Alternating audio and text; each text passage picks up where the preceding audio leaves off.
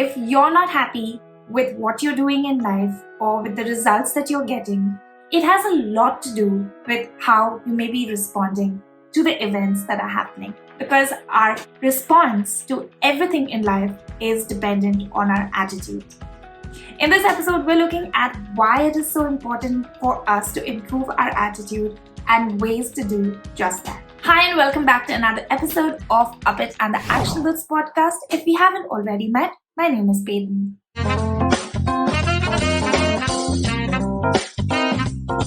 First off, let's understand why we're talking about attitude and how it is related to our goals. Because of the way that we respond, it essentially governs everything in our life. Our response to things, that is our attitude, and our behavior is closely related. Here's an example. When things don't work out the way that you have planned, what do you do? Apart from the initial disappointment, how soon do you bounce back and create another plan to pursue that goal? While obviously the specific time period will vary from person to person, but it is about that first critical response that an individual has when things don't work out. Someone with a more positive attitude will be able to adjust, learn, and recover and bounce back much faster than somebody who doesn't have a positive attitude. And to improve one's attitude is a skill. That means it can be learned by anyone who's willing. And it just makes more sense to have a positive attitude than a negative one, because that is going to help you more with your goals. Think about it really.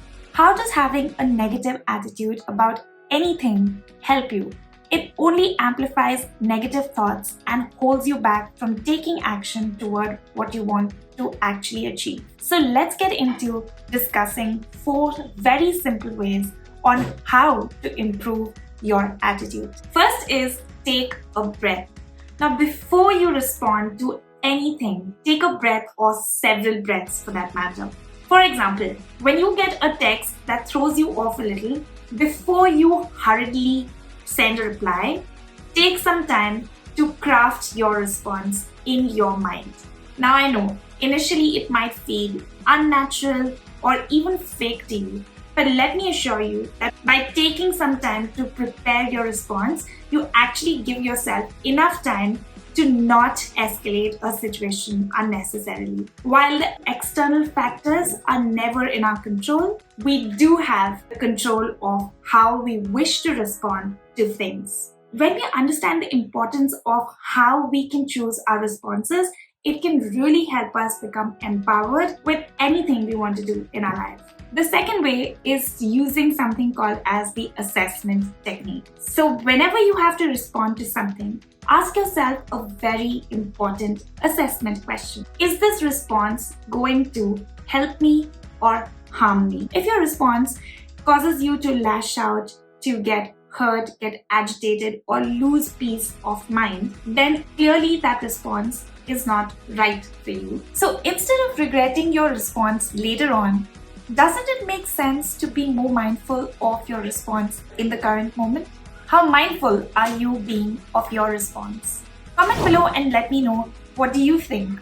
Number 3 is problem solving. Once you've assessed the situation, instead of doing or saying anything to aggravate the situation, get into problem solving mode without assigning blame to anyone else.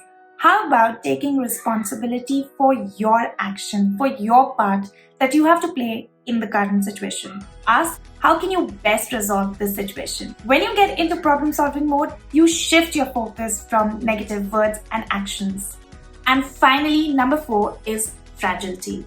Now, this may sound a little philosophical, but here it is anyway. When you think about it, each and every single one of us is here on earth for a limited number of years. And it is really up to us to decide how we want to respond to things in our life. When we take this fragility of life into our daily dealings, we can gain immense perspective on the stuff that we sweat.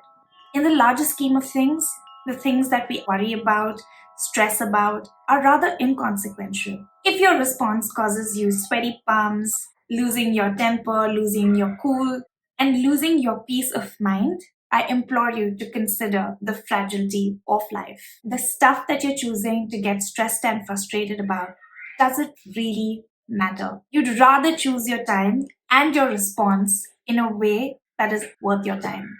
Now, I'd like to hear from you. Which of these ways resonated with you? And what did you think about this episode? If you liked it, comment below, like, and share this video. It really helps the channel out. Till next week, remember what you want matters, and it's really up to you to make it happen. Take good care of yourself. I will see you in the next episode.